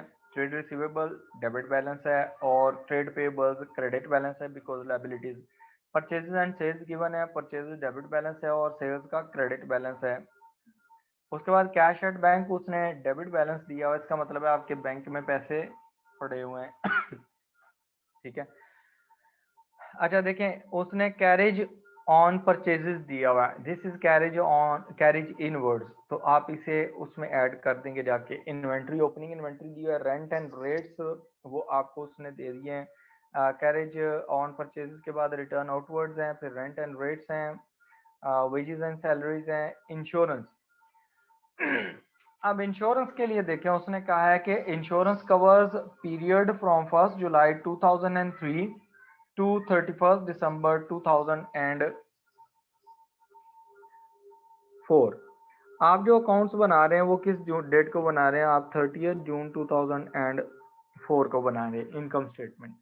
किस डेट को बना रहे हैं? 30 जून 2004। और उसने कहा है कि आपके पास जो ये पीरियड है ना, ये कहाँ से कहाँ तक है? यहाँ से 1 जुलाई से यहाँ तक कि आपने इंश्योरेंस पे की टोटल। ठीक है। अब आप देखें कि आपकी इस ईयर से रिलेटेड कितनी इंश्योरेंस है, आपने वो देखनी है, वो यहाँ ट्वीट करनी है। ठीक है, ना इससे पिछले साल की, ना इससे अगले साल की। ठीक है। अब देखें, आपका काउंटिंग पीरियड जो एंड हो रहा है वो हो रहा है 30 जून 2006 को। आप देखें ये स्टार्ट कब हुआ होगा आपका ये पीरियड? ये होगा 1 जुलाई 2003। इसका मतलब है ये इसकी भी डेट देखें, जो इंश्योरेंस पे की है, जब आपने लास्ट ईयर स्टार्ट किया तो उस टाइम आपने इंश्योरेंस पे की, और आपने 31 दिसंबर 2004 तक के लिए पे की। इसका मतलब है ये 18 मंथ्स बनते हैं। कितने मंथ्स के लिए पे किया है आपने? 18 मंथ्स की इंश्योरेंस पे की है। ठीक है। अब देख लें, आपका जो ईयर एंड हो रहा है 30 जून को हो रहा है, जबकि आपके जून के बाद ना, ये वाले 30 जून को आपका 2004, इस डेट को आपके अकाउंट्स बन रहे हैं। यहाँ से लेकर ये जो 31 दिसंबर तक की डेट है, इसमें कितने मंथ्स आते हैं? ठीक है, 30 जून के बाद जुलाई आता है, और उसके बाद अगस्त आता है, फिर सितंबर आता है, फिर अक्टूबर आता है, फिर नवंबर आता है, फिर दिसंबर आता है। जो 6 मंथ्स हैं ये आपके पास आ जाते हैं, 6 मंथ्स। तो 6 मंथ्स की आपकी प्री पेमेंट निकल आएगी। ठीक हो गया। आप प्री पेमेंट आपने कैसे निकालनी है कि आपकी इंश्योरेंस का एक्सपेंस देखें, इंश्योरेंस का एक्सपेंस टोटल है 3600। 3600 टोटल इंश्योरेंस है, और उसको आपने 18 मंथ्स में डिवाइड कर देना है। पर मंथ निकल आएगी, मल्टीप्लाई बाय 6 मंथ, तो आपके पास प्रीपेड इंश्योरेंस निकल आएगी। ठीक है। देखें कितना आता है प्रीपेड इंश्योरेंस। 3600 डिवाइडेड बाय आप उसको करेंगे 18 मंथ्स और मल्टीप्लाई बाय आप उसे 6 मंथ्स कर देंगे, तो 1200 आपके पास ये निकल आएगी। ठीक है, ये प्रीपेड इंश्योरेंस है। इसकी क्या ट्रीटमेंट होगी ये बताएं। कैलकुलेशन तो मैंने आपको करके बता दी कि कैलकुलेशन कैसे होनी है, ट्रीटमेंट बताएं, जल्दी बताएं। What will be the treatment of prepaid insurance?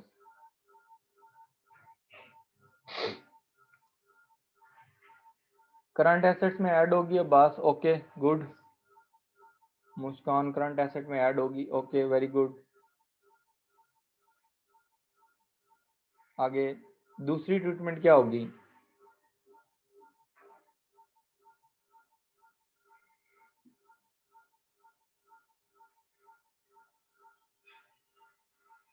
और एक्सपेंसेस में से डिडक्ट हो जाएगी, okay very good. Operating expenses, Muskaan good. और सिद्रा आपने क्या कहा? ऑपरेटिंग एक्सपेंसेस में इंश्योरेंस में से माइनस कर देंगे, ओके गुड।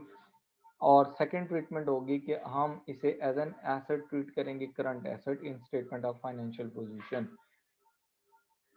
इंश्योरेंस एक्सपेंस में से डिडक्ट होगी बस, ओके वेरी गुड। ओके, अब देखें यहाँ पर ना हमारे पास ना इसकी ट्रीटमेंट, प्री पेमेंट्स की ट्रीटमेंट ऑलमोस्ट आपको क्लियर है कि हमने कैसे ट्रीटमेंट करनी है। अब देखें इसके बाद जो चीज़ें हैं ना वो है नॉर्मल है। आपका बैंक लोन है 8%। अब देखें ये जो बैंक लोन पे 8% दिया हुआ है, इसका मतलब है आपने लोन पे इतना इंटरेस्ट देना है। आपका लोन है 10,000 का और उस पर आपका इंटरेस्ट बनता है 8%, ठीक है। और उसने यहाँ लोन इंटरेस्ट दे दिया नीचे आपका कितना, 600। अब यहाँ देखें आपका जो इंटरेस्ट है ना, इंटरेस्ट एक्सपेंस, वो कितना बनेगा? जो आपने लोन लिया वो आपका 10,000 और उसका 8% अगर आप कैलकुलेट करें तो वो बनता है 800। अब ये जो इंटरेस्ट गिवन है नीचे, लोन इंटरेस्ट, वो है interest paid, that is interest paid. तो आप इसमें से इंटरेस्ट पेड माइनस कर देंगे 600, रिमेनिंग बच जाएगा आपका 200। ये 200 जो है इंटरेस्ट अक्रूड हो जाएगा। ये क्या हो जाएगा? इंटरेस्ट अक्रूड, कि अभी पे नहीं किया। इसकी क्या ट्रीटमेंट होगी? ये बताएं इसकी ट्रीटमेंट क्या होगी इंटरेस्ट अक्रूड की, जो अभी मैंने कैलकुलेशंस करवाई हैं।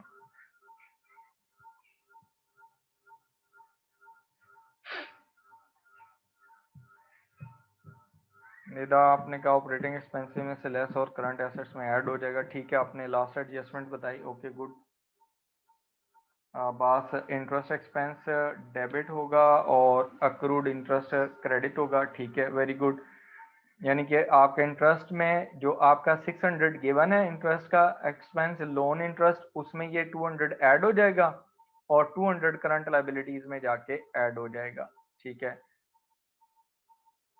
मुस्कान आपने कहा ऑपरेटिंग एक्सपेंसेस से लेस करना है, लेस नहीं करना, ये अक्रूड है। अक्रूड एक्सपेंस का मतलब होता है कि आपने अभी पेमेंट नहीं की, तो वो इंटरेस्ट में, इंटरेस्ट लोन इंटरेस्ट है उसमें जाके ऐड होगा और स्टेटमेंट ऑफ फाइनेंशियल पोजीशन में as a current liability show होगा, क्योंकि आपने बैंक से जो लोन लिया उस पे इंटरेस्ट पे नहीं किया। लेकिन एक्सपेंसेस में से डिडक्ट नहीं होगा बल्कि इंटरेस्ट में ऐड हो जाएगा वहां पर। ओके क्लियर है?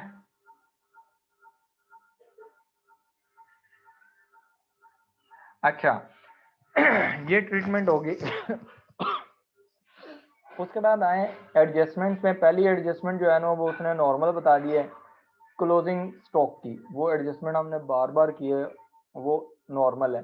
उसके बाद उसने कहा कि 1/6 of the motor expenses relate to the running of the motor vehicle privately owned by Alan Gray's wife, no adjustment has yet been made. अब देखें इस एडजस्टमेंट का आपने क्या करना है, इसमें देखें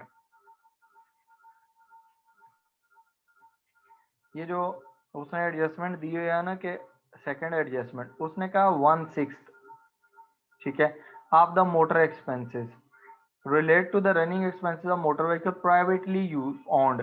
इसका मतलब प्राइवेटली ओन्ड जो भी व्हीकल होगी, फॉर एग्जांपल जो उसकी वाइफ है उसके पास ना अपनी गाड़ी थी, वो आके बिजनेस के जो पैसे थे बिजनेस के अकाउंट में से उसमें से जाके ना फ्यूल डलवा लेती थी अपनी गाड़ी में, ठीक है। तो वो बिजनेस का एक्सपेंस तो नहीं हुआ, वो तो उसका प्राइवेट है। अब यहाँ देखें इसका करना क्या है, इसकी ट्रीटमेंट क्या होगी। उसकी वाइफ है या वो है, वो एक ही चीज है, ड्राइंग्स में आएंगी, उसकी एडजस्टमेंट अभी तक नहीं की आपने।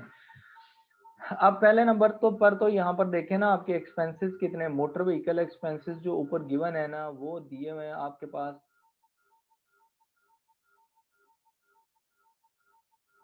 वो है आपके पास 10,000 और आई थिंक सो 10,000 3600, बल्कि ये 10,000 नहीं है 3600 है, ठीक है। वो आपके एक्सपेंसेस हैं 3600 के। जो 3600 के एक्सपेंसेस है ना, इनकी एडजस्टमेंट आपने करनी है। ये एडजस्टमेंट कैसे हो जाएगी, देखें आपके पास ना 3600 टोटल एक्सपेंस है, उसने कहा 1/6 जो है ना वो प्राइवेट यूज के लिए, ठीक है। तो वो कितना बन जाता है 300। अब ये जो 300 है ना, अब इसकी क्या ट्रीटमेंट करेंगे ये मुझे बताएं पहले। 1/6 जो उसने कहा, इसको कैसे ट्रीट करेंगे, इसकी ट्रीटमेंट बताएं, जल्दी करें।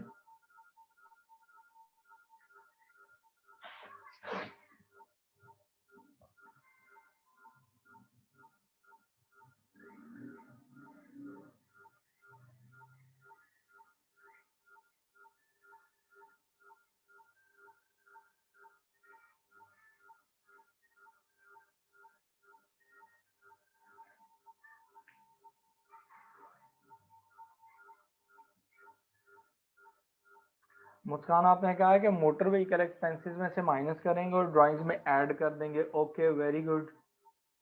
अब्बास, ड्राइंग्स अकाउंट में डेबिट होगा मतलब ऐड हो जाएगा, और व्हीकल एक्सपेंसेस में क्रेडिट मतलब माइनस हो जाएगा, ओके वेरी गुड। अच्छा नाइला देख लेते हैं कैलकुलेशन में, हो सकता है मेरी हाँ मिस्टेक है, ये है आपकी कितना बनता है, हाँ 600 बनेगा, 600, सॉरी। ये 600 आप क्या करेंगे, deduct this from motor vehicle expenses. आप 3600 में से 600 माइनस कर देंगे, रिमेनिंग आपके 3000 के एक्सपेंसेस रह जाएंगे बिजनेस के, और 600 जाके आप ड्राइंग्स में ऐड कर देंगे, ओके वेरी गुड। उसके बाद उसने कहा थर्ड एडजस्टमेंट देखें, उसने कहा 200 of the bank charges had not yet been recorded. Bank charges जो हैं अब फिर आ गए हैं, ये अभी तक रिकॉर्ड नहीं हुए। तो बैंक चार्जेस आगे में मैंने समझाए थे कि हम एक तो इसको एक्सपेंस में ट्रीट करेंगे, दूसरे नंबर पर अब ये जो क्वेश्चन है इसमें हमारे पास ना बैंक बैलेंस मौजूद है क्वेश्चन में, कैश एट बैंक 8400, इसमें से माइनस हो जाएंगे। लास्ट क्वेश्चन था उसमें बैंक ओवरड्राफ्ट था, पहले ही ओवरड्राफ्ट था, जब बैंक आपसे और चार्जेस लेगा तो आपका लायबिलिटी और बढ़ जाएगी। लेकिन इस क्वेश्चन में क्या है, इसमें already you have money in your bank account, तो आपका इसमें से ये डिडक्ट हो जाएगा, 8400 में से आप इसको डिडक्ट कर देंगे 200 को, ठीक है। इसकी ट्रीटमेंट में यहाँ लिख रहा हूँ कि आप क्या करें, आपके पास बैंक है उसमें से आप डिडक्ट कर देंगे 200, और दूसरे नंबर पर आपके पास जो एक्सपेंसेस हैं इनकम स्टेटमेंट में एज एक्सपेंस लिख देंगे 200, वहां पर जाके ऐड हो जाएगा, ठीक हो गया। उसके बाद उसने कहा कि नेक्स्ट उसने कहा कि goods costing 500 lost by fire not recorded in the books, this loss was not insured, ठीक है। अब देखें आपने गुड्स परचेज की और आपने उनको बुक्स ऑफ अकाउंट्स में नहीं लिखा हुआ था, और बाद में वो क्या हो गया, लॉस हो गया। अब आप क्या करेंगे इसका, पहले नंबर पर ये है कि आप गुड्स जो हैं वो उसमें आपने ट्रीटमेंट ही नहीं की हुई, ठीक है। ये होनी चाहिए थी एड परचेजेस में, ठीक है। और उसके बाद आप इसे परचेजेस में जाके ऐड कर देंगे, ठीक है, परचेजेस में ऐड हो जाएंगी। और जब आपका लॉस हो गया है तो फिर उसमें से परचेजेस में से भी ये माइनस हो जाएंगी और एक्सपेंसेस में आ जाएंगी, ठीक है। क्या हो जाएगा, आपने ये रिकॉर्ड नहीं की पहले नंबर पर, तो आप इसे परचेजेस में रिकॉर्ड करेंगे, ठीक है, 500 को। और फिर उसके नीचे आपने गुड्स लॉस्ट बाय फायर जो होंगे वो लिख देंगे, गुड्स लॉस्ट बाय फायर। वो 500 वहां से माइनस करके फिर आपने क्या कर देना है, एक्सपेंसेस में जाके लिख देना है, ठीक है। एक तो ये ट्रीटमेंट है। दूसरी ट्रीटमेंट ये है कि आप ऊपर ना ऐड करें ना लेस करें, उसको जाके एक्सपेंसेस में ट्वीट कर लें, क्योंकि आपका ये लॉस हो गया, ठीक है। वेजेस एंड सैलरीज अक्रूड है, ये आपकी नॉर्मल ट्रीटमेंट है। डेप्रिसिएशन भी नॉर्मल ट्रीटमेंट है, पहले में कॉस्ट पे है, ठीक है। और मोटर व्हीकल पे रिड्यूसिंग बैलेंस मेथड है, ठीक है। यहाँ तक क्लियर है। आप लोगों के पास अब रह गया है बाद में एक क्वेश्चन 14.11 और 14.12, ठीक है।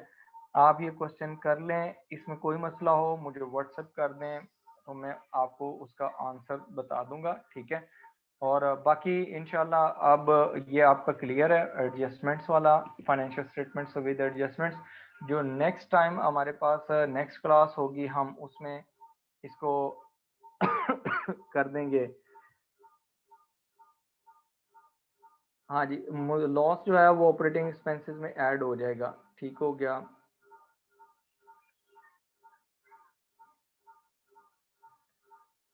ओके, देखें आपने सबने पार्टिसिपेट किया, पार्टिसिपेशन बहुत इंपॉर्टेंट है, ठीक है। तो उसके लिए आप लोगों की पार्टिसिपेशन का थैंक यू। नेक्स्ट क्लास हमारी इंशाल्लाह मंडे को होगी। तो अब मंडे तक आपने जितना पढ़ाया है इस वीक वो आपने रिवाइज कर लेना है। कोई प्रॉब्लम होती है तो मुझसे आपने कांटेक्ट कर लेना है। समटाइम्स ऐसा होता है कि मेरा बिजी स्केड्यूल होता है, मैं टाइम पे रिप्लाई नहीं कर सकता, लेकिन बाद में मैं रिप्लाई ज़रूर कर देता हूँ। तो आप मुझे व्हाट्सएप कर दिया करें, फिर कोई मसला हो तो वो मैं करा दूंगा आपको उसमें एडजस्टमेंट, ठीक है। एडजस्टमेंट में ही अब आपको मसला होना है, बाकी तो माशाल्लाह आपने ठीक है आपका। तो नेक्स्ट मंडे से हम न्यू टॉपिक स्टार्ट करेंगे, ठीक है। तो नेक्स्ट मंडे को इंशाल्लाह मुलाकात होती है, तब तक के लिए अल्लाह हाफिज़।